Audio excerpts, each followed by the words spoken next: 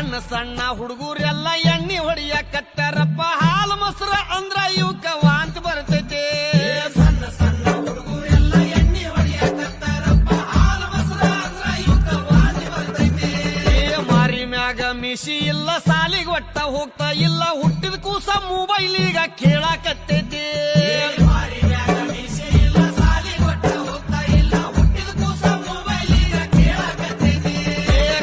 ಕೆಟ್ಟೈತಂತ ನೀವು ಕಟ್ಟಿ ಮೇಲೆ ಮಾತಾಡ್ತೀರಿ ಕಾಲು ಕೆಟ್ಟಿಲ್ಲಪ್ಪ ನಿಮ್ಮ ತಲೆ ಕೆಟ್ಟೈತಿ